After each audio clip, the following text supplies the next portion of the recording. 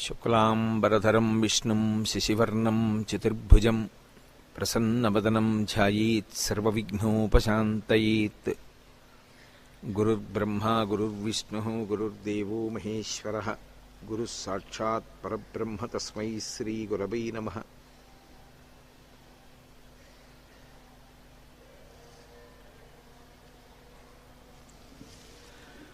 వ్యాసాయ విష్ణురూపాయ వ్యాసరూపాయ విష్ణవే నమో వై బ్రహ్మనిధయే వాసిష్ఠాయ నమో నమః.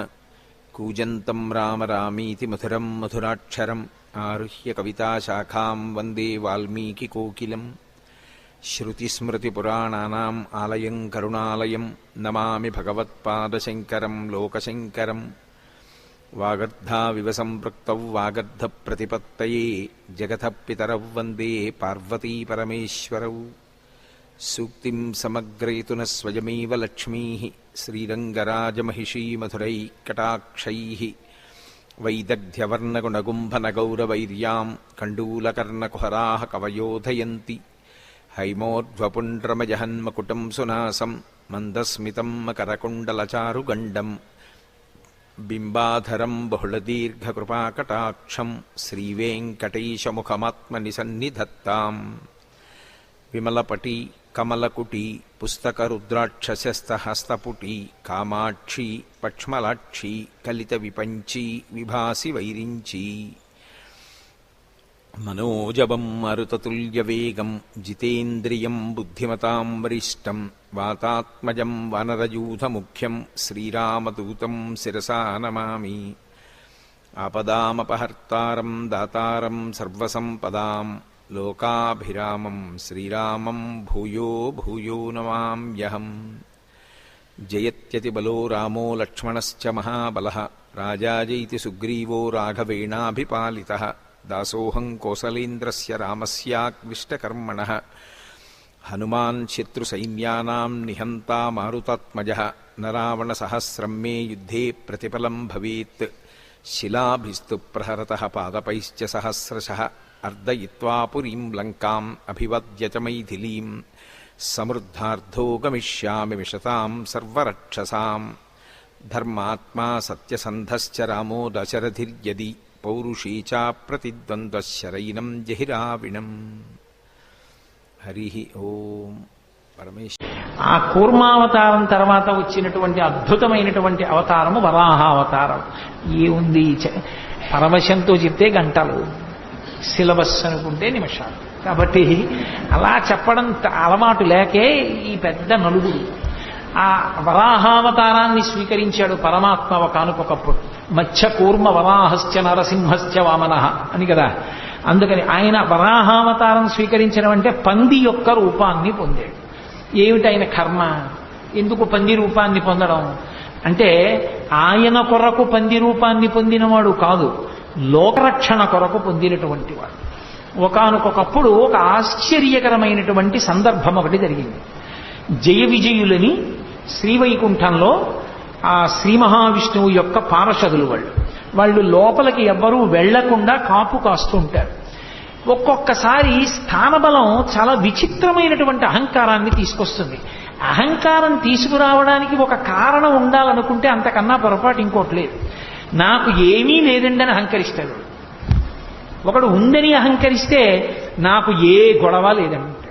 ప్రతివాడికి ఆఫీసులో చాలా పనులు ఉన్నాయనుకోండి, నాకు ఏ గొడవ లేదా, ఇదే ఎప్పటికి వెళ్ళిపోవచ్చు, నేను హాయిగా నాది తేలిక సీటని అహంకరిస్తాడు. అహంకరించాలన్న కోరిక ఉండాలి, కానీ అహంకరించడానికి ఒక ప్రత్యేకమైన విభూతి ఉండవలసిన అవసరం లేదు. ఏమీ లేదని కూడా అహంకరించవచ్చు. కాబట్టి ఆ అహంకారమే కొంప ముంచేస్తుంది. శ్రీ మహావిష్ణువు యొక్క ఏకాంతవాసాన్ని రక్షించే వాళ్ళం మేమే. మా అనుమతి ఉంటే తప్ప విష్ణు దర్శనం అవ్వదు. మేము అనుమతిస్తే పెడతారు, మేము అనుమతించకపోతే విష్ణు దర్శనం అవ్వదు. ఇది ఎంత దూరం వెళ్ళిందంటే భాగవతంలో ఒకనాడు శ్రీ మహావిష్ణువు లక్ష్మీదేవి ప్రణయ కలహానికి లోనయ్యారు. ఏదో ప్రణయం, వాళ్ళిద్దరూ ఆడుకుంటున్నారు. దాంపత్యం అన్న తర్వాత అందులో చిన్న కోపం రాకపోతే అసలు పండదు.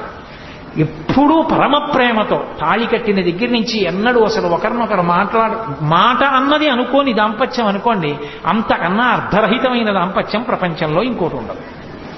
ఎప్పుడో అప్పుడు దెబ్బలాడుకోవాలి. అంటే కావాలని ముహూర్తాలు పెట్టుకుని దెబ్బలాడుకోమని నా ఉద్దేశం కాదు. ఏదో చిన్న మాట పట్టింపు, కొద్దిగా కోపం వస్తుంది, అది భయంకరంగా ఎవరో జోక్యం చేసుకునే అవసరం రాకూడదు. ఆవిడ ముందు మాట్లాడాలని ఈయన, ఆయన మాట్లాడకూడదా అని ఆవిడ, ఇద్దరు ఏదో కాసేపు ఆ బెట్టు చేసి ఆ తర్వాత ఇద్దరు ప్రశాంతంగా సంతోషంగా ఉంటే ఆ ప్రణయ కలహం ఏదో పాకం పలచగా ఉన్నది కొంచెం బాగా తీగ పాకంగా సాగినంత అందాన్ని ఇస్తుంది సంసారానికి, మనసులు అర్థం చేసుకోవడానికి మరింత అవకాశాన్ని ఇస్తుంది. తప్పించని మరీ మూడో మనిషి వచ్చి జోక్యం చేసుకోవలసినంత భయంకర స్థితులను పొందకూడదు దాంపత్యం. లక్ష్మీదేవి ప్రణయ కలహంతో ఒకసారి ఏకాంతమాసం నుంచి బయటికి వచ్చి ఈ పాటికి ఆయన నేను కనపడలేదని బెంగపెట్టుకుని ఉంటారు అని ఆయన బెంగపెట్టుకోవడం కాదు, ఆయన దగ్గరికి వెళ్ళి చాలాసేపు అయిందని ఈవిడికి బెంగ కలిగేది. అందుకని ఈవిడ లోపలికి వెళ్ళిపోతుంది. నిత్యానపాయని కదా అమ్మవారు, అలా ఉండాలి దాంపత్యం అంటే అంతే. అలా ఉంటుందా అండి అనకండి, ఆవిడ అలా ఉంది కాబట్టి మనం ఇలా ఉండాలని మనకి తెలిసింది, మన కోసం ఆవిడ అలా ఉంటుంది. అంతేగాని ఆవిడికి పిచ్చిక్కి అలా ఉంటుందని సిద్ధాంతాలు చెప్పకూడదు. కాబట్టి నిత్యానపాయని ఆ తల్లి లోపలికి వెళుతోంది. బయటికి రావడం అంటే నీ ఇష్టం కానీ లోపలికి వెళ్ళడానికి మా అనుమతి ఉండాలన్నారు వీళ్ళు. నేను ఆయన దగ్గరికి వెళ్ళడానికి మీ అనుమతి ఎందుకంది ఆవిడ? స్వామి విశ్రాంతి తీసుకుంటున్నారేమో, ఇప్పుడు మీరు వెళ్ళి మళ్ళీ గొడవ చేస్తే బాగుండదు, మీరు ఇప్పుడే కోపంగా బయటకు వచ్చారు, మళ్ళీ వెళ్ళి ఆయన శాంతి భంగం చేస్తారు, వీలు లేదన్నారు. ఆవిడే లక్ష్మి. లక్ష్మి అన్న మాటకు అర్థం ఏంటంటే లక్ష్మ, గుర్తు బట్టి లక్ష్మి. అందరికీ టేబుల్ మీద నేమ్ ప్లేట్ ఉంటే ఒక ఆయనకి గది బయట నేమ్ ప్లేట్ బయట లోపలికి పంపించడానికి మనిషి ఉన్నాడనుకోండి, ఆయన లక్ష్మి గొప్పది టేబుల్ మీద బోర్డు ఉన్నవాడి లక్ష్మి కన్నా. లక్ష్మ గుర్తు చేత తెలియబడతాడు. ఒక ఆయన కారు దిగితే ఇలా అడ్డంగా ఓ పెద్ద రాగి ప్లేట్ కూడా వేసుకుని ఒక ఆయన కూడా వెంట దిగి వస్తుంటాడు అనుకోండి, ఇంకా పెద్దవాడని గుర్తు. సరే ముందు వెనక కూడా పోలీస్ కార్లు వెళ్ళాయి అనుకోండి, ఇంకా అంతకన్నా చెప్పడం నాకెందుకు వచ్చిన గొడవ కానీ. కాబట్టి లక్ష్మ, వాటి చేత లక్ష్మి తెలుస్తూ ఉంటుంది, వైభవం తెలుస్తూ ఉంటుంది. వీళ్ళ లక్ష్మ ఏమిటి? ఆవిడ అనుగ్రహమే. శ్రీ మహావిష్ణువు ఉన్నటువంటి ఏకాంతమాసం బయట కాపలా కాయగలిగినటువంటి లక్ష్మి ఆవిడ అనుగ్రహం. అందుకే అమ్మవారికి ఒక పేరుంది యశస్విని, కీర్తినిచ్చేది అని. ఇంతమంది ఇలా కూర్చుంటే నేను ఒక్కడనే ఇక్కడ కూర్చుని మాట్లాడితే మీరు వింటున్నారంటే నా గొప్ప కాదు. అయ్యో వీడు మాట్లాడితే అంతమంది వినేటట్టు చేసి వీడు చెప్పాడన్న కీర్తిని వీడికి కట్టపెట్టి వీడిని సంతోషింపజేస్తానని అమ్మవారు అనుగ్రహిస్తే ఇక్కడ కూర్చున్నాను నేను. కాబట్టి ఆవిడ యశస్విని. దానివల్ల ఎవరు సంతోషిస్తోందంటే మా అమ్మ సంతోషిస్తోంది నాతో పలికించి, ఇవన్నీ నేనే పలికేస్తున్నాను అనుకుంటే అయితే నువ్వే పలుకని అందంటే నా బతుకు బయటడిపోతుంది. అది అమ్మవారి యొక్క తత్వం. కీర్తినిచ్చింది ఆవిడ. జయ విజయులుగా ఉండండిరా అంది ఆవిడ. ఉండండిరా అంటే నువ్వే లోపలికి వెళ్ళొద్దన్నారు వాళ్ళు. ఆవిడంది మీ లక్ష్మి తొలగిపోతుంది. మీ లక్ష్మి తొలగిపోతుందంటే ఓ కారణం రావాలిగా. అందుకు వెనకాల వచ్చారు సనక సననాలు. వాళ్ళు ఎప్పుడూ బాలురుగా ఉంటారు. ఎప్పుడూ బాలురుగా ఉంటారంటే బాలురైన వారికి ఓ రక్షణ ఉంటుంది. తమ రక్షణ తాము చూసుకోరు. ఏ ఇబ్బంది వచ్చినా అమ్మానో నాన్నగారండి అనో అరుస్తారంతే. వాళ్ళు ఎప్పుడూ భగవంతుడినే చూస్తారు. మహాజ్ఞానులు వాళ్ళు. అందుకని వాళ్ళు శ్రీ మహావిష్ణు దర్శనానికి వస్తున్నారు. వస్తుంటే మరి లక్ష్మి శాపం ఉంది కదా, పోవాలి వీళ్ళకి పదవి. అందుకని వీళ్ళు వాళ్ళని అడ్డగించారు. వాళ్ళని అడ్డగిస్తే వాళ్ళన్నారు మాకు విష్ణువుకి అరమరికలు లేవు, మేము ఎప్పుడైనా వెళ్ళి దర్శనం చేసుకోగలిగిన వాళ్ళు. ఈ అహంకారం అప్పుడే ఉందని మీరు అనుకుంటున్నారేమో. ఆ అహంకారం అప్పటి నుంచి ఇప్పటి వరకు ఎప్పటి వరకు కూడా ఉంటుంది. త్యాగరాజస్వామి అంతటి వారు వెంకటాచలం వెడితే తెర వేసి ఇప్పుడు కాదు రేపు రా అన్నారు. త్యాగరాజస్వామి ఆయన అక్కడే కూర్చుని తెరదీయగరాదా అని కీర్తన చేశారు. తాళాలు వేసుకుందామని అర్చకుడు అనుకుంటే తలుపులు తెరుచుకుని తెర తీసుకుని వెంకటేశ్వర స్వామి గారు దర్శనమిచ్చారు. బుద్ధొచ్చి లెంపలేసుకుని కాళ్ళ మీద పడ్డాడు. కరిగొండ వెంగమాంబ గారి విషయంలో అదే అయింది. ఎంతో మంది మహాభక్తుల విషయంలో వాళ్ళ దర్శనానికి అడ్డొస్తే వాళ్ళని పక్కకి తీసి పరమేశ్వరుడు దర్శనమిచ్చాడు. ఎన్నో శివాలయాల్లో నందీశ్వరుడు పక్కకి వెళ్ళిపోయాడు. నాకు దర్శనం అవ్వాలి, నా భక్తుడు వచ్చాడు అడ్డుగా ఉన్నావు లే నంది అంటే పక్కకి వెళ్ళిపోయాడు. ఇప్పటికీ ఆ దేవాలయాల్లో నంది పక్కకుండి భగవంతుడి భక్తులు దర్శనం చేసుకునే అవకాశం ఇచ్చాడు. భగవంతుణ్ణి చూడాలని భక్తుల ఆర్తి ఎంత ఉంటుందో పరమభాగవతోత్తముడైన వాడిని చూడాలని భగవంతుని యొక్క ఆర్తి అలా ఉంటుంది. కాబట్టి ఇప్పుడు మేము లోపలికి వెళ్ళడానికి అనుమతి ఏమిటయా? ఆయన మా కోసం ఎదురు చూస్తాడు, మేము ఆయన కోసం ఎదురు చూస్తాం, మేము స్వేచ్ఛగా వెళ్ళొచ్చు, తప్పు చేస్తున్నారు అడ్డకండి అన్నారు. వీల్లేదు, మీరు వెళ్ళడానికి వీల్లేదు, మా అనుమతి ఉండవలసింది అన్నారు. మీ అనుమతి ఉండవలసిందేనా? మీరు ధూర్తతనంతో ప్రవర్తించారు, మీ యొక్క పరిధిని అతిక్రమించారు, అందుకని ఈ పదవికి మీరు పనికిరారు, మీరు ఈ పదవిని విడిచిపెట్టి భూలోకంలో రాక్షస యోనుల యందు పుట్టండని శపించారు. వీళ్ళు పెద్ద అలజడి చేస్తూ అయ్యో నా పదవులు పోయాయి, మాకు శాపవాక్కు విడిచిపెట్టారు, ఎలా పోతుందని పెద్ద బాధలు పడి కేకలు వేస్తూ వాళ్ళ కాళ్ళ మీద పడ్డారు. శ్రీ మహావిష్ణువు బయటకు వచ్చాడు. స్థితికారుని యందు ఒక ప్రజ్ఞ ఉండాలి. స్థితికారుడు అంటే పరిపాలనాంశ ఉన్నవాడు. విష్ణువు పరిపాలనాంశ. ఒక్కొక్కసారి పని చేయించుకునేటప్పుడు ఇలా చూపించి చేయించాలి, ఒక్కొక్కసారి మీరు తప్ప ఇది ఇంత బాగా ఎవరు చేయరు అందుకు మీకు అప్పచెప్తున్నాను అన్నారు. ఒక్కొక్కసారి మీకు ఇంక్రిమెంట్ రాద్దాం అనుకుంటున్నానండి, మీరు చేసే పని చూసి ఎంత బాగా చేస్తారంటే ముందు రోజు చెప్పి 3 రోజులు పోయాక పెద్ద పని అప్పచెప్పాలి. ఒకసారి బతిమాలి చేయించుకోసారి, ఒక్కొక్కసారి చూపుడు వేలు చూపించి పని చేయించుకోవాలి. అంతేగాని అస్తమానం అధికారం ఉందని చూపుడు వేలు చూపిస్తారంటే వాడు సమయం చూసి సెలవు పెడతాడు, అప్పుడు లేనిపోని ప్రమాదాలు వస్తాయి. అందుకని స్థితికారుడు పరిపాలనాంశలో ఉన్నవాడు ఎలా ఉండాలో అలాగే ఉంటారు విష్ణువు. అందుకే అన్ని వేళలా పెత్తనంతో ఉండరు. భృగు వచ్చి వక్షస్థలం మీద తంతే ఏమీ తెలియని వాళ్ళ అయ్యో పాపం మీ కాలు నొచ్చుకుందేమో అని కాలు పడుతున్నట్టుగా అరికాల్లో ఉన్న కన్ను నొక్కేస్తాడు. అది స్థితికార లక్షణం అంటారు. అంటే పరిపాలనాంశయందున్న వాడికి అది తెలిసి ఉండాలి తప్ప నేను అధికారిని అంటే లేనిపోని ఉపద్రవాలన్నీ వస్తాయి. కాబట్టి ఇప్పుడు ఆయన ఏమీ ఎరగని వాళ్ళ బయటకు వచ్చాడు. సర్వజ్ఞుడు, ఆయనకి తెలియదా ఏమైంది ఎందుకు అరుస్తున్నారన్నారు. జయ విజయులు అన్నారు, అయ్యా మేము ఇలా శాపం ఇచ్చాం, మా ఎందు ఏమైనా దోషం ఉందా అని అడిగారు. మీ ఎందు ఏం దోషం లేదు అని జయ విజయుల వంక చూసి, ఇన్నాళ్ల నుంచి పని చేస్తున్నాం, ఒక్క తప్పు చేస్తే వాళ్ళు శపిస్తే మమ్మల్ని వెనకేసుకు రాలేదు మా బాస్ అని అనుకోవచ్చు కదూ. అందుకని ఆయన ఒక గొప్ప సిద్ధాంతాన్ని చెప్పారు. తనువున పుట్టినట్టి బిడిదంబకు కొష్ట మహాగదంబు చేవనరితదీయ చర్మము వివర్ణత నొందిన రీతి భృత్యులొప్పని పని చేసినన్ విభుని బంధుర చారు యశంబు పేరు పెంపును చెడిపోయి దుర్యశము పొందుతునందురు విష్టపంబులన్ అన్నారు. అసలు ఈ శరీరం ఉంటుంది, ఈ శరీరం ఒకడికి ఏదో కొంచెం నల్లగా ఉంది, ఆయన తెల్లగా ఉండాలని కోరిక. ఈలోగా కుష్ఠవ్యాధి వచ్చింది, కుష్ఠవ్యాధి వచ్చి తెల్లటి మచ్చలు వచ్చాయి. అబ్బా ఎలాగో తెల్ల కావలేకపోయాను కానీ ఎంత బాగుందో తెల్ల మచ్చలు వచ్చినట్టు పెట్టుకున్నాడు అనుకోండి, వేళ్ళు ఊడిపోతాయి. తనువున పుట్టినట్టి బెడదంబకు కుష్ఠ మహాగదంబు చేవనరితదీయ చర్మము వివర్ణత నొందిన రీతి, తన శరీరంలోనే పుట్టిన కుష్ఠవ్యాధి తన శరీరంలోనే పుళ్ళు పుట్టి చీవు నెత్తురు కారి పురుగులు వాలేట్టు చేసినట్టు భృత్యులొప్పని పని చేసిన నా భృత్యులే కదా అని తప్పు చేసినా వెనకేసుకు రావడం అలవాటైతే ప్రభువు యొక్క బంధుర చారు యశంబు పేరు పెంపును చెడిపోయి దుర్యశము పొందుతునందురు విష్టపంబులన్. అర్థం పర్థం లేకుండా ఎన్ని తప్పులు చేసినా వెనకేసుకు రావడం అలవాటైపోయిన ప్రభువు చిట్ట చివరికి అపకీర్తిని పొందుతాడు. తప్పు చేస్తే తప్పు చేశామని చెప్పవలసిందే, లేకపోతే నా ధర్మం పోతుంది. వాళ్ళకి అవమానం జరిగింది, అవమానం జరగడానికి కారణం మీరు నా భృత్యులని వెనకేసుకొస్తే నా ఒంట్లో పుట్టిన కుష్ఠరోగాన్ని అట్టిపెట్టుకున్నవాడిని అవుతారు. ఇప్పుడు నేను మిమ్మల్ని వెనకేసుకు రాకపోతే మీకు బుద్ధి వస్తుంది, లోకానికి బుద్ధి వస్తుంది, తెలుసుకుంటారు అహంకారం ఎంత ప్రమాదకరమో. కాబట్టి అనుభవించవలసిందే. మీరు 3 జన్మలు రాక్షస యోనుల యందు పుట్టండి. 3 జన్మల రాక్షస యోనుల యందు పుట్టి వాళ్ళని నిగ్రహించిన పాపం పోయిన తరువాత నా చేతిలోనే సంహరింపబడి తిరిగి మీ స్థానములను మీరు అలంకరిస్తారు. అప్పుడు మీకు ఈ అహంకారం పోతుంది. అహంకారం పోవడం అంటే అంత తేలికండి. అహంకారం పోవడానికి ఎన్ని అవతారాలైనా స్వీకరించవలసి వచ్చిందో చూడండి. తప్పు వాళ్ళది, అవతారాలు ఆయనది. సీతమ్మ తల్లిని పోగొట్టుకుని ఒక అవతారం, శిశుపాల దంతభక్తుల్ని చంపడానికి కృష్ణ భగవానుడిగా శిశుపాలుడితో రాజ్యం సభలో నానా మాటలు అనిపించుకుని ఒక అవతారం. ఇన్ని అవతారాలు ఎత్తి మళ్ళీ తన భృత్యుల్ని తాను తెచ్చుకున్నాడు. ఎంత దయ కలిగినటువంటి స్వామి అవతారంలో. కాబట్టి ఇప్పుడు వాళ్ళు రాక్షస యోనుల యందు జన్మించాలి. వాళ్ళు రాక్షస యోనుల యందు జన్మించడానికి యోగ్యమైన కారణం ఒకటి కల్పింపబడాలి. ఒకనాడు కశ్యప ప్రజాపతి ప్రదోష వేళలో జపం చేసుకుని అగ్నికార్యం చేసుకుంటున్నాడు. ఆయన భార్య దితి, అదితి దితి ఇద్దరు ఆయన భార్యలే. అదితి యందు దేవతలు పుడతారు, దితి యందు దానవులు దైత్యులు పుడతారు. దితికి ప్రదోష వేళలో కామాతురత కలిగి ఆమె భర్త దగ్గరికి వెళ్ళండి, మా తండ్రి తన కుమార్తెలందరినీ నీకు భార్యలుగా ఇచ్చాడు, అందరికీ సంతానం కలిగింది, నాకు సంతానం కలగలేదు. ఎక్కడైనా కులస్త్రీ తన భర్త వలన సంతానాన్ని పొందాలి అని కోరుకుంటుంది అని ఒక అద్భుతమైన మాట చెప్పింది. ఆవిడండి ఏమయ్యా, అసలు దీపించిన దీపము రెండు కాక సికి ఒకటయ్యున్ అంది.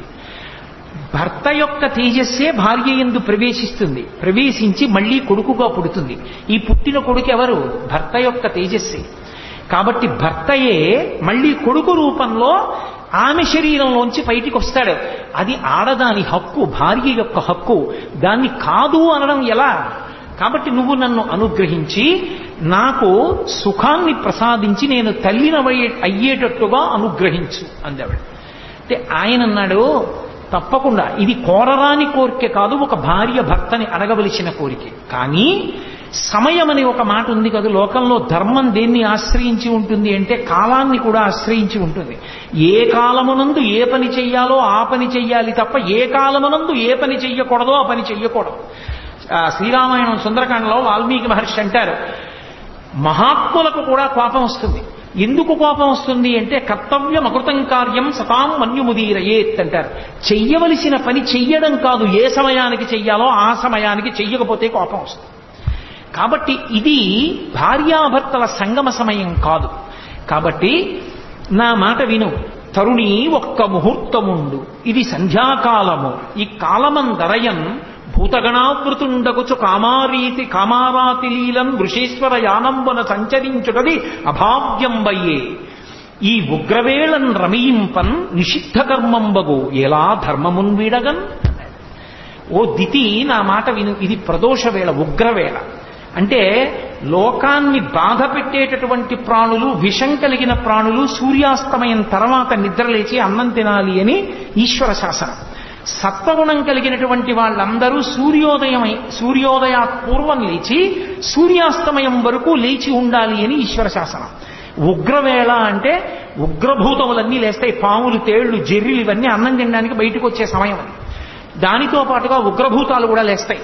కాబట్టి ఈ ఉగ్రవేళలో కామారాతి లీలన్ భూతగణావృతుండపుతు వృషీశ్వరయానంబన సంచరించుటది అభావ్యంబయ్యే. వృషభవాహనారూఢుడై పరమశివుడు, ఆయన కాముణ్ణి కాల్చినవాడు, ఆయన భూమండలం మీద తిరుగుతాడు అసుర సంధ్య వేళలో. ఆయన నీకు వరసకి మరిదవుతాడు, ఆయనకి స్వపరభేదములు లేవు.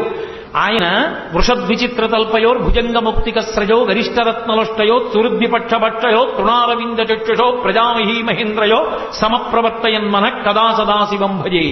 ఆయన అన్నిటి యందు సమబుద్ధితో ఉంటాడు, నా వాళ్ళు వాడివాళ్ళు అన్న భావన ఉండదు. ధర్మాతిక్రమణం చేస్తే ఒప్పుకోడు.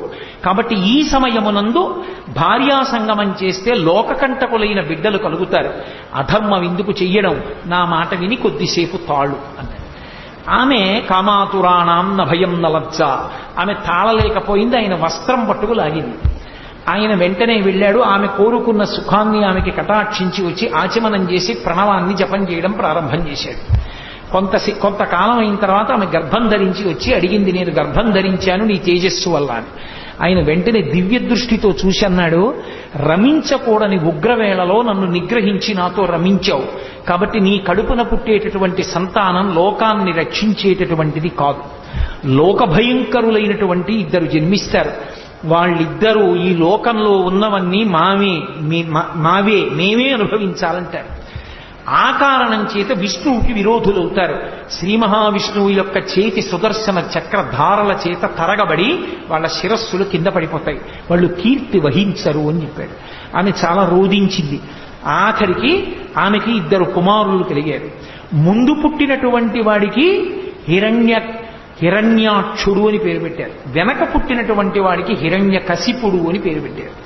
ఇద్దరు కవల పిల్లలు. కవల పిల్లలు పుట్టినప్పుడు మనకి శాస్త్రంలో ఏమిటంటే ముందు ఎవరు పుడతాడో వాళ్ళు చిన్నవాళ్ళు, వెనక ఎవరు పుడతారో వాళ్ళు పెద్దవాళ్ళు. ముందు ఆడపిల్ల పుట్టి వెనక మగపిల్లాడు పుడితే అన్నా చెల్లెళ్ళు అవుతారు తప్ప అక్కా తమ్ముళ్ళు అనకూడదు. ముందు పుట్టిన వాళ్ళు చిన్నవాళ్ళు, వెనక పుట్టిన వాళ్ళు పెద్దవాళ్ళు. కాబట్టి ముందు పుట్టినటువంటి వాడు ముందు పుట్టినటువంటి వాడు హిరణ్యాక్షుడు, వెనక పుట్టినవాడు హిరణ్యకశిపుడు. అందుకని హిరణ్యకశిపుడు పెద్దవాడయ్యాడు, హిరణ్యాక్షుడు చిన్నవాడయ్యాడు. చిన్నవాడైన హిరణ్యాక్షుడంటే హిరణ్యకశిపుడికి అమితమైన ప్రేమ తన తమ్ముడని. ఈ హిరణ్యాక్షుడికి లక్షణం ఉంది. హిరణ్యాక్షుడు అంటే పేరులో తెలియట్లేదండి. అందుకే పేరు పెట్టుకునేటప్పుడు పెద్దవాళ్ళకు అప్పజెప్పి పెట్టాలి తప్ప స్వతంత్రించి పెట్టకూడదు. పనికిమాలిన పేర్లు పెడితే వాడు కూడా అటువంటి సద్భావాలు కలిగినటువంటి వాడి అయి ఆ పేరు పెట్టి పిలవగా పిలవగా అలాగే తయారవుతాడు. ఏదో పేరు బాగుందని పెట్టేయకూడదు. హిరణ్యాక్షుడు అంటే హిరణ్యము అంటే బంగారం, బంగారము అంటే లోభమునకు ప్రతీక. బంగారం ఎక్కడ చెప్పినా రుక్మ అన్న శబ్దం వేస్తారు. అందుకే రుక్మిణీదేవి అన్నదమ్ముల పేర్లన్నీ రుక్మ, రుక్మాంగద, రుక్మకేతు, రుక్మబాహు, రుక్మకేశ, రుక్మిణి అన్ని రుక్మి, రుక్మ, రుక్మ అని పెట్టాడైన. రుక్మ అంటే బంగారం, బంగారం లోభానికి ప్రతీక. వాడు అనుభవించాడు, దాస్తాడు. ఇవన్నీ నావంటుంటాడు, ఇవన్నీ నావే, ఎవరికి ఇవ్వను, ఇంకోటి సుఖపడకూడదు, నేనేం చేస్తాను, నేను అనుభవించాను, దాచేసి ఇవన్నీ నావి, అంతే నా సుఖం. హిరణ్య కసిప్ అంటే పడక, పడక అనుభవానికి గుర్తు. పక్క ఎక్కడున్నా భోగానికి గుర్తు మంచం. అందుకే మంచం మీద ఏం పెట్టరు, పవిత్రమైన వస్తువుల్ని మంచం మీద పెట్టరు, ఎందుకంటే అది భోగానికి ప్రతీక కాబట్టి. అందుకే ఆఖరికి శరీరత్యాగం కూడా మంచం మీద చేయకూడదు అని. అటువంటి మంచం భోగానికి గుర్తు. హిరణ్యకశిప్ అన్న మాటకు అర్థం ఏంటంటే వాడు తీసుకొచ్చి దాచేస్తాడు, వీడు అనుభవిస్తాడు, ఇంకోడు అనుభవించుకోడు. వీడి కడుపున కొడుకు పుట్టాడు, ఆయన ప్రహ్లాదుడు, పరహ్లాదుడు, ఇంకోడు సంతోషిస్తే తను సంతోషిస్తాడు. ఎలా పడుతుంది ఇద్దరికి? అక్కడ వచ్చింది పేచి. అది హిరణ్యకశిప ప్రహ్లాద హిరణ్యాక్ష హిరణ్యకశిప వృత్తాంతం అంటే. అందుకని అక్కడ లక్ష్మీ విష్ణువుల యొక్క శాసనం సనకసనందనాదుల మాటను అనుసరించి ధర్మమునందు బుద్ధి ఎక్కడ నిలబడదో అక్కడ ఇలాంటి బుద్ధులు పుట్టుకొస్తాయి. అందుకని దితికి పుట్టింది ఈ బుద్ధి. దితికి పుట్టారు వీళ్ళొచ్చి. వాళ్ళకి హిరణ్యాక్ష హిరణ్యకశిపులు అని పేరు పెట్టారు. ఈ హిరణ్యాక్షుడు ఒకానొక సమయంలో ఒక ఉపద్రవం జరిగింది ఈ లోకానికి. ఏమిటా ఉపద్రవం అంటే నేను చెప్పానే, కల్పాంతమనందు ప్రళయం వస్తుందని. ఆ కల్పాంత ప్రళయమునందు సముద్ర జలాలన్నీ వచ్చి భూమి మీద పడిపోతే ఈ భూమి అంతా కూడా ఆ నీటిలో అడుగుకు వెళ్ళిపోయి పాతాళలోకం దగ్గరికి చేరిపోతే భూమి లేదు. నిన్న మీతో చెప్పా, శ్రాద్ధదేవుణ్ణి మనువుని చేసి మనువుని పిలిచి బ్రహ్మగారు అన్నారు, నువ్వు భూమిని ధార్మికంగా పరిపాలించు, సంతానాన్ని ఉత్పత్తి చెయ్యి అన్నారు.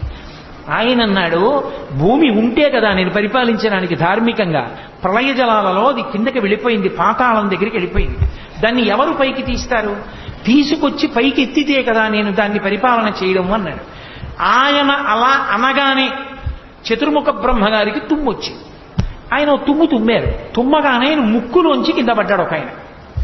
యజ్ఞవరాహమూర్తి అర్ధి అంగుష్టమాత్రదేహంబుతోడ జననమంది వియత్తల స్థాయి ఎగుచు అంతలోనే భూరిగజ ప్రమాణమయ్యే అచటి వారికి అద్భుతముగా అన్నాడు.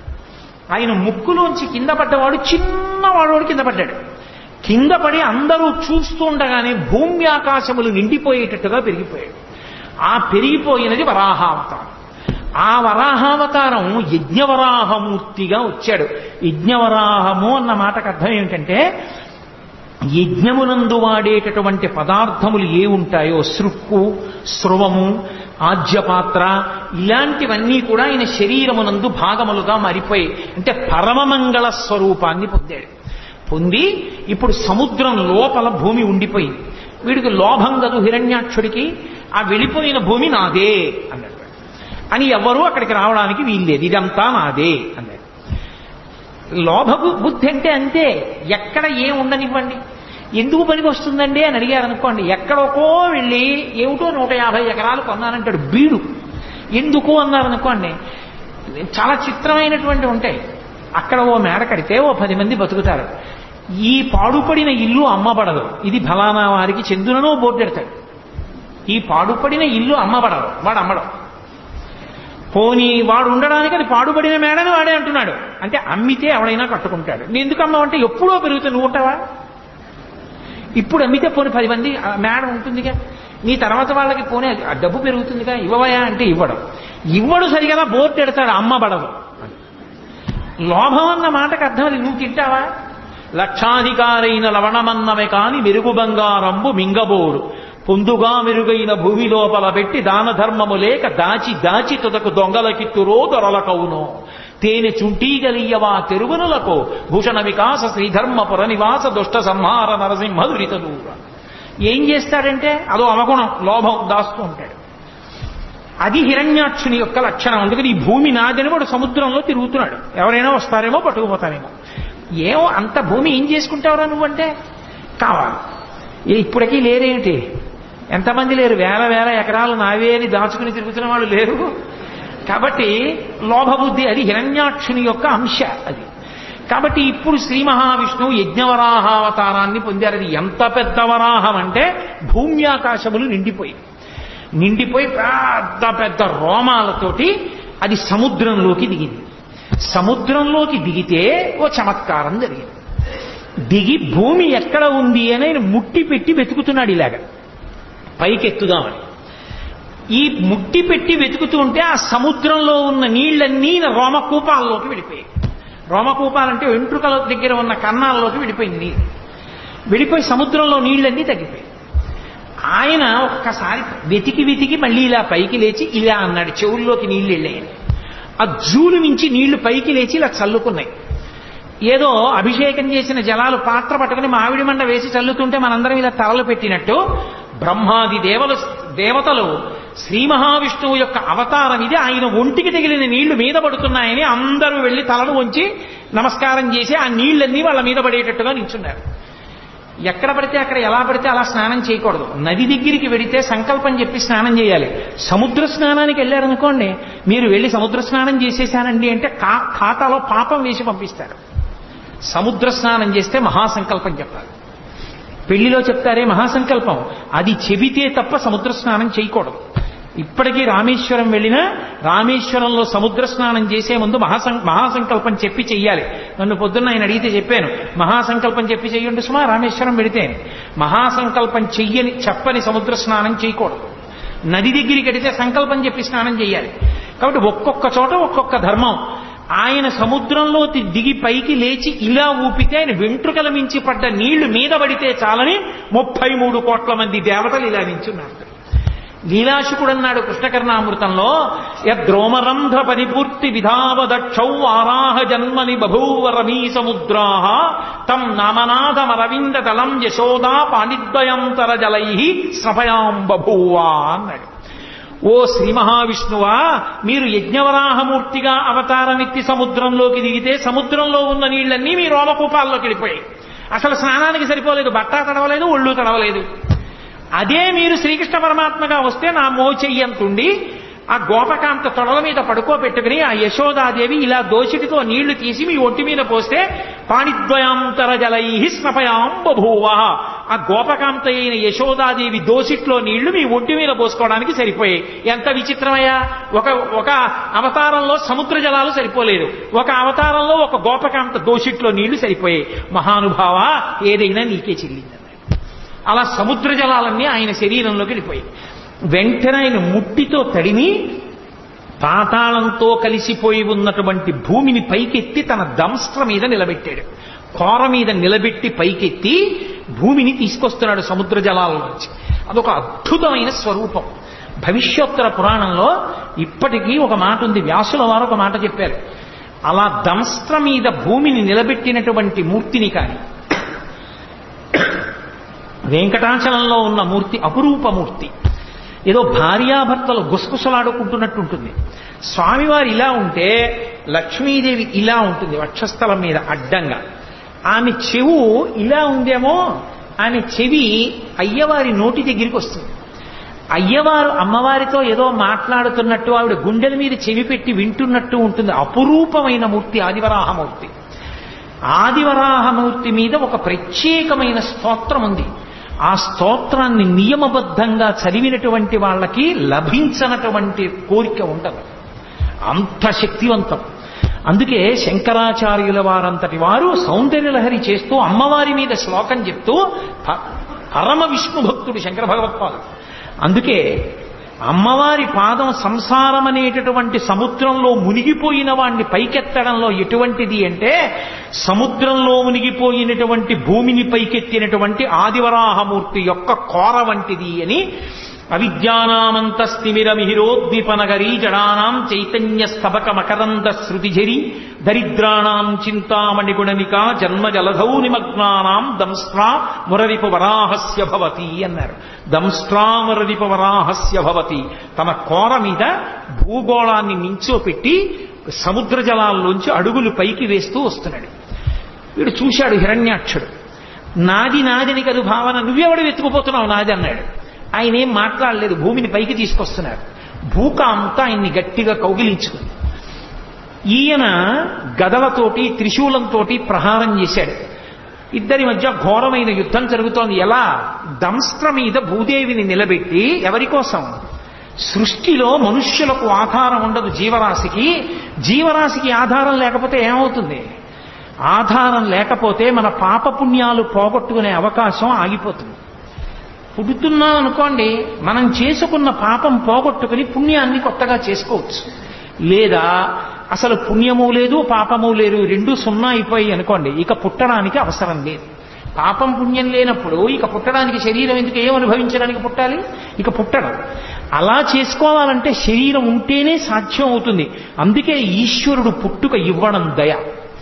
అటువంటి మహానుభావుడు ఈ జీవరాశి అంతా నిలబడడానికి భూమిని ఉంచాలని దెబ్బలు తింటూ భూదేవిని పైకి తీసుకొచ్చాడు. అది ఆయన కారుణ్యం.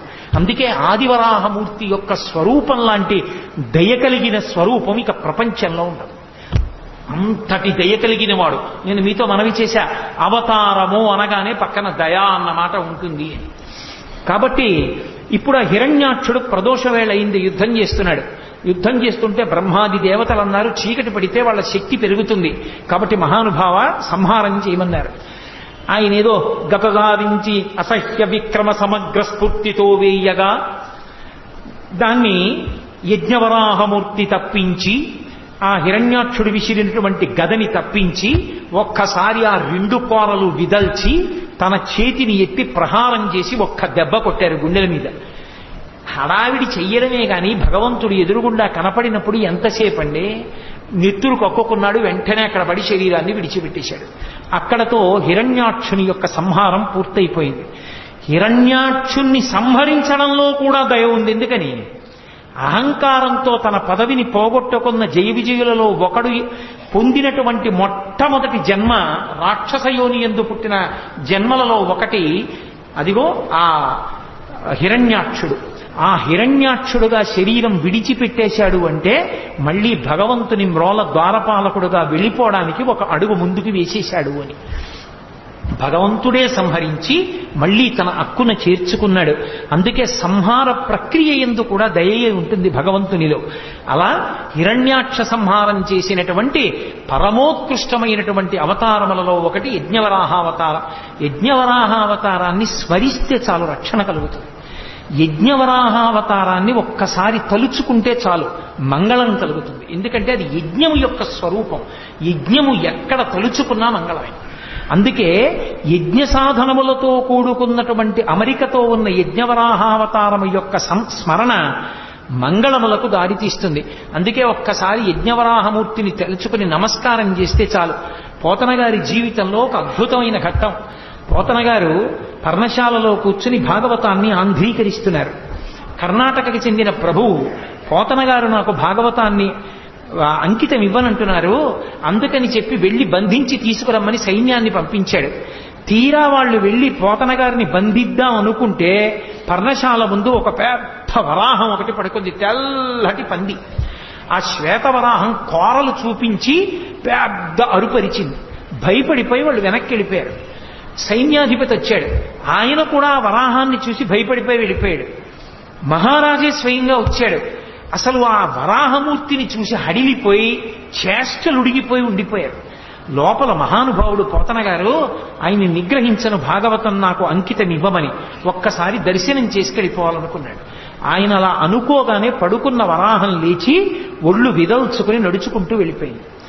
ఈయన లోపలికి వెళ్ళాడు. రాజు తన పరివారంతో వెళ్ళి పోతన గారి దర్శనం చేసుకుని నమస్కరించి, అయ్యా నేను మీ పర్ణశాలలోకి వద్దాం అనుకున్నాను, బయట అంత పెద్ద వరాహం పరుకుని అరుస్తోంది, ఆ అరుపు మీకు వినపడలేదా? మీరు ఎలా ఆంధ్రీకరిస్తున్నారన్నారు.